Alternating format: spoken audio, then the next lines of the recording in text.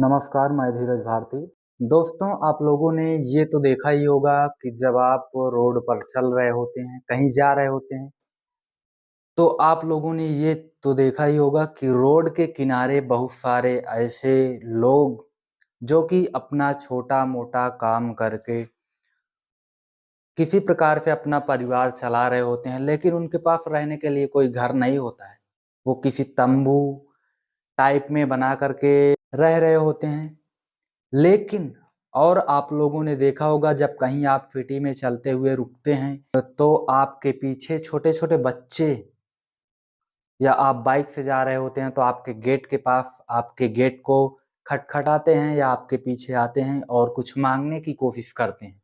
क्या आप लोगों ने उनके ऊपर क्या आप लोगों का विचार, क्या आप लोगों का ध्यान उनके ऊपर कभी गया है कि आखिर उनकी ऐसी सिचुएशन क्यों है? क्या उनकी सिचुएशन को सुधारा नहीं जा सकता है? क्या वो माँगने के लिए ही पैदा हैं? सबसे बड़ी बात होती है ऐसी चीज़ों में ईगो जिसको बोलते हैं। सरकार चाहे तो इस कदम को धीरे-धीरे बढ़ाकर इन चीज़ों को कम कर सकती है। लेकिन उन चीज़ों को कम करने के बाद उनको और अधिक एम्प्लॉयमेंट की ज़रूरत होगी। यानी कि उनको और एम्प्लॉयमेंट देना होगा। लेकिन जो अस्थायी रूप से जो इस समय चल रही हैं, उसी की वैकेंसीज़ या उन्हीं लोगों को एम्प्लॉयमेंट पूरा नहीं हो पा रहा है, तो उनको बढ़ाने पर कहाँ हो पाएगा। यानी कि उनको एम्प्लॉयमेंट के लिए एलिजिबल करना सरकार के लिए एक चुनौती, खुद की पैर में कुल्हाड़ी जैसी बात हो जाएगी। लेकिन मेरा ये मानना है कि अगर इन लोगों को जिन लोगों के पास ऑफ़र नहीं होता है, अगर उन लोगों को ऐसा ऑफ़र प्रदान किया जाता है, तो वो रेगुलर लोगों से यानी कि जो लोग सक्षम हैं उसको उनसे जा कहीं बेहतर परफ़ॉर्म कर पाते हैं किसी भी चीज़ में। तो मुझे ये लगता है कि हर एक व्यक्ति को ऐसे ऑफ़र मिलने चाहिए, लेकिन ये कैसे हो पाएगा? इसी पर आधारित अभी केजरीवाल सरकार का जो आदेश आया है यानी कि उनकी तरफ से जो सूचना दी गई है, वो ये है कि वो कुछ ऐसे कॉलेज, कुछ ऐसे स्कूल्स बनवाना चाहते हैं, जिसमें उन लोगों को, उन बच्चों को स्पेशली उन बच्चों को व्यवस्था दी जाएगी और उनको एजुकेट किया जाएगा और उनको अच्छी व्यवस्थाएँ प्रोवाइड कराई जाएँगी, 5 स्टार जैसी व्यवस्थाएँ प्रोवाइड कराई जाएँगी। अगर ऐसी व्यवस्थाएँ प्रोवाइड कराई जाएँ, तो कुछ लोगों के मन में आएगा कि अगर कुत्ते को राजा बना दिया जाए, तो कुत्ता जूता चाटना नहीं छोड़ेगा। लेकिन शायद जो जिसके मन में इस तरह की बातें आती हैं, वो शायद कभी आप लोग कई चीज़ों को बस देख कर के मनोरंजन के लिए देखते हैं और उसको छोड़ द मतलब मनोरंजन लेकर के उसको छोड़ देते हैं। जैसे हमारे आज के समय में जो चल रहा है, बहुत सारे लोग ऐसे हैं हमारे हिंदूवादी हैं, रामायण बहुत देखते हैं, भगवान राम के लिए कह दो तो मरने-मिटने को तैयार हो सकते हैं। लेकिन शायद वो समझाना वहाँ से समझने को क्या मिलता है, ये चीज़ किसी के माइंड में पता नहीं जाती है कि नहीं जाती। चाहे जो बड़े-बड़े ग्रंथ हुए, चाहे जो बड़े-बड़े लोग हुए हमारे, जो महान व्यक्तित्व जो हमारे देश में महान व्यक्तित्व पैदा हुए, सबके पीछे एक लॉजिक है। अगर आप लोगों ने ध्यान से देखा होगा तो रामायण हम लोग क्या करते हैं किसी चीज़ को ऊपर-ऊपर सतही तौर पर जान करके उसके ऊपर अगर कोई हमें उकसाता है तो उसके लिए मरने को तैयार हो जाते हैं, लेकिन ये नहीं एक्चुअल में सीख पाते हैं कि ये समझाना क्या चाहता है। अगर उसको बड़ी गहराई से देखो, जो हमारे भगवान राम के लिए जो आज हम मरने-मिटने को तैयार हैं, जो ऐसे लोग लेकिन जो एजुकेटेड होंगे, जो उसको गहराई से देख रहे होंगे, वो शायद ऐसी हरकतें नहीं करेंगे। लेकिन फ़िलहाल इन सारी चीज़ों से हट कर के मैं आपको एक दूसरे नज़रिए से उसको दिखाने की कोशिश करता हूँ। आप लोग अगर जानते हो तो हमें कृपया ये बताने की कोशिश करें कि रामायण को लिखा किसने? रामायण को अगर आप लोगों ने पढ़ा होगा तो शायद जानते ही होंगे कि यानी कि रामायण की रचना करने वाले हमारे महर्षि वाल्मीकि जी हैं। उन्होंने रचना कैसे किया, वो कौन थे पहले, क्या आप लोगों को उनका पास्ट याद है? क्या उनका भूत पता है क्या था? पहले क्या थे, क्या उनको उनको पता है कि वो कैसे व्यक्ति थे पहले? अगर आप लोग उनके पहले के चरित्र को और उसके बाद इस रामायण की रचना के चरित्र को, दोनों को एक साथ मिला करके देखें तो कुछ तो जरूर सीखने का मिलेगा। लेकिन हर एक व्यक्ति का अलग अलग नजरिया होता है। आप लोगों ने पढ़ा ही होगा कि जैसी रही भावना, जैसी प्रभु मूरत देखी तही वैसी। यानी कि आप जैसी भावना जिसके प्रति रखेंगे, आपको उसका रूप वैसा ही दिखाई देगा। अगर आप लोग पढ़े होंगे तो शायद ये बचपन से ही पढ़ाया जाता है। बचपन में ही आपके चैप्टर्स में रख दिया जाता है कि वाल्मीकि जो थे वो पहले एक डाकू थे, जिसको आज हम लोग पूजते हैं, जिसके लिखे गए ग्रंथ के ऊपर मरने मिटने को तैयार होते हैं। वो खुद एक भ्रष्ट आदमी था, वो डाकू था, डकैत था। लेकिन अब यहाँ कुछ लोग यहीं तक पहुंचने के बाद गालियां देना शुरू कर सकते हैं, लेकिन ये आपकी मूर्खता है। पहले आगे तक उस घटना को देखिए, उसके बाद रिजल्ट निकालिए। जब वो मार करके यानी कि सबको लूट रहा होता है, सबको मार रहा होता है, जैसे भी चाह पाता है, मतलब लूटता है हर एक व्यक्ति को, और लूटने के बाद उससे अपने परिवार का पालन पोषण कर रहा होता है। उसका ये काम जो है कंटिन्यू चल रहा होता है। एक दिन 4 से 5 साधु जो भी हों, कुछ साधु उस रास्ते से गुजर रहे होते हैं, और अंगुलिमाल यानी कि वाल्मीकि उन सारे साधुओं को बंधक बना लेता है, उनको भी लूटना चाहता है। लेकिन वो साधु उससे 1 मिनट रुकने के लिए कहते हैं एक क्वेश्चन का जवाब दे दो बस, बाकी जो करना हो आपको करिएगा। वो उससे केवल एक सवाल पूछते हैं, ये बताओ जो पाप तुम आज कर रहे हो, क्या तुम्हारे इस पाप के बंटवारे में तुम्हारा परिवार भी शामिल होगा? वो कहता है पता नहीं, लेकिन मेरा परिवार पालने का धर्म धर्म है, इसलिए मैं पाल रहा हूं।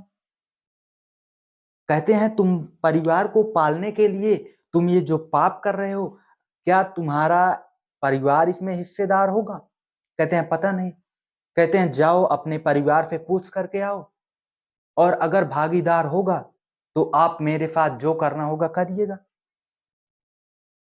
अंगुलिमाल, उसका वही माइंड, डकैती वाला माइंड, वो कहता है कि अच्छा, आप ये चाहते हैं कि आप हमको मूर्ख समझ रहे हैं, हम चले जाएं अपने घर और आप लोग भाग लें। लेकिन उन साधुओं का मकसद ये नहीं था कि उसको बहका करके भागना। वो कहते हैं नहीं, मैं भागूंगा नहीं, नहीं विश्वास है तो हम सभी को किसी जगह पर बांध दीजिए, उसके बाद जाइए पूछ करके आइए। अंगुलिमाल यानी कि वाल्मीकि जी उन सभी को बांधते हैं, एक रस्से में सबको एक किसी पेड़ में किसी भी चीज में बांध देते हैं। उसके बाद अपने घर जाते हैं, अपनी पत्नी से पूछते हैं कि मैं जिस हिसाब से आप लोगों को कमा करके, ये डकैती करके जो आप लोगों को खिला रहा हूं, क्या इस पाप के भागीदार आप लोग भी होंगे? यानी कि क्या हमारे हिस्से के पाप में आप लोग भी बंटवारा कराएंगे? उनकी पत्नी सीधा मना कर देती है, कहती है नहीं, मैं क्यों इसमें भागीदार होंगी? आपने मेरी शादी करके लाई है और आपका धर्म है कमाना, आप चाहे पुण्य करके कमाएं या पाप करके कमाएं। अंगुलिमाल वहां से चल देता है। ऐसे एक एक करके अपने बेटे से, अपनी बेटी से, जो भी मतलब जो परिवार के मेंबर थे, सभी से मिलता है बार बार। उसके बाद मिलने के बाद जब सबसे पूछता है तो सबका आंसर यही आता है कि मैं तुम्हारे पाप में शामिल नहीं होऊंगा, तुम्हारा धर्म है कमाना, चाहे पुण्य करके कमाओ या पाप करके कमाओ। अंगुलिमाल वहां से निकलता है, उसके बाद उन साधुओं के पास पहुंचता है, उन साधुओं के पैर पर गिर करके क्षमा मांगता है और उन साधुओं को खोल देता है।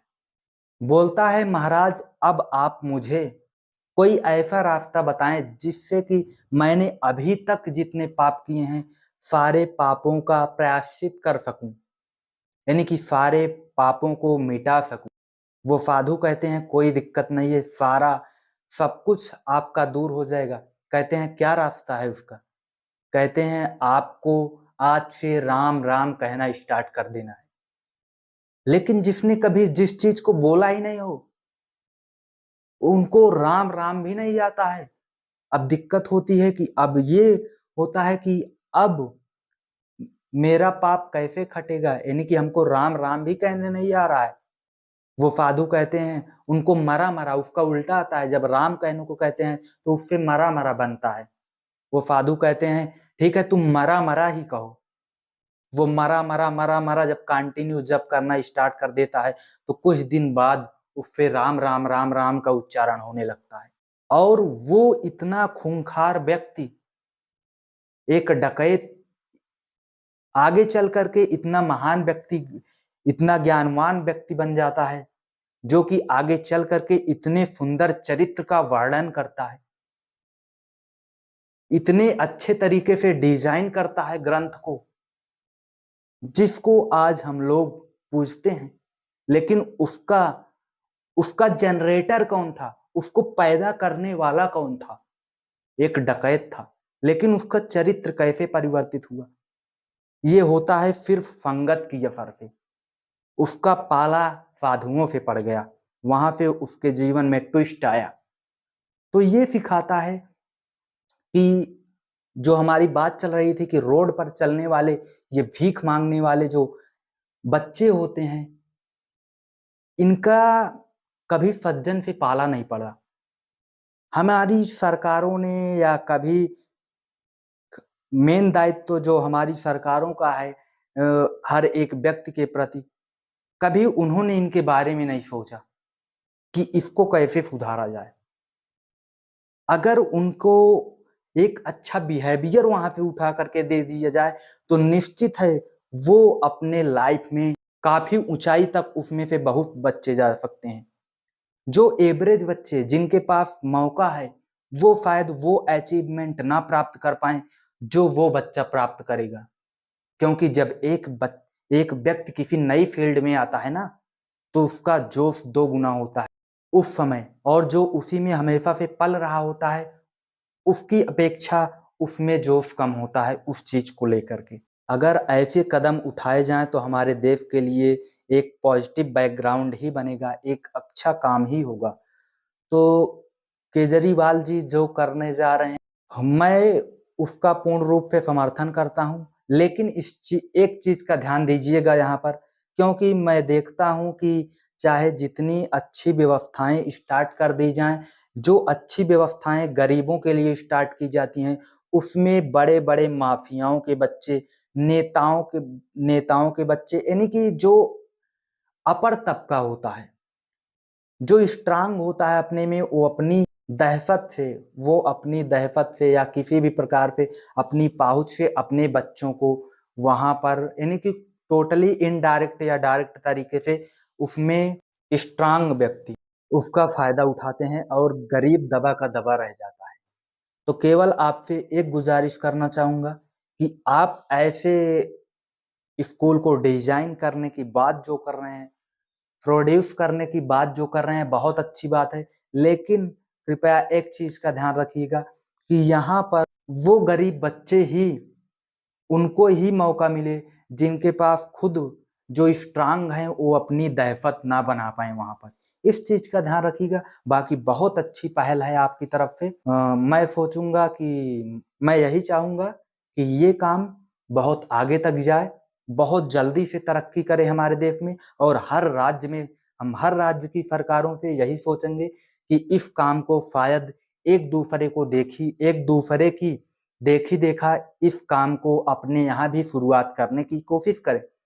इसी के साथ मैं अपनी बात को विराम देना चाहूंगा और लास्ट में आपको उनका एक वीडियो दिखा दूं, उनका बयान दिखा दूं। यहाँ पर देखिए क्या कहने की कोशिश कर रहे हो। ट्रैफिक लाइट के ऊपर जब आप रुकते हो, आपकी खिड़की के पास आके कोई बच्चा छोटा सा नॉक करता है और वो आपसे पैसे मांगता है या वो कुछ बेचने की कोशिश करता है। उसकी तरफ कोई ध्यान नहीं देता, कोई सरकार, क्यों? वो वोटर नहीं है, कोई सरकार उनकी तरफ ध्यान नहीं देती। आज हमने 10 करोड़ रुपए इन बच्चों के लिए हम residential state of the art facilities का एक स्कूल बनाएंगे। वो रेजिडेंशियल स्कूल बिल्कुल अलग किस्म का होगा, क्योंकि इन बच्चों को सबसे पहले हमें इमोशनल और साइकोलॉजिकल सपोर्ट देना पड़ेगा। इन बच्चों को जब आप उस ट्रैफिक लाइट से उठा के वहां ले जाओगे, बहुत प्रयास किए गए, सारे प्रयास अभी तक फेल हुए। चाइल्ड केयर सेंटर में डाल देते हैं, वहां कोई पूछने वाला नहीं है, वो बच्चे वहां से फिर भाग जाते हैं। ये स्कूल ऐसा होगा जहां पे उनको सारी अच्छी 5 स्टार सुविधाएं दी जाएंगी और उन बच्चों को मेन स्ट्रीम में लाके उनको एक इज्जत की जिंदगी दी जाएगी, उनको एक अच्छा नागरिक बना। तो आप लोगों का इस वीडियो पर या इस न्यूज पर क्या राय है, कमेंट बॉक्स में जरूर बताएं। वीडियो अच्छा लगा तो लाइक करें, चैनल पर नए हैं तो चैनल को सब्सक्राइब करें। धन्यवाद, मिलते हैं एक नए वीडियो में नई खबर के साथ। Thank you.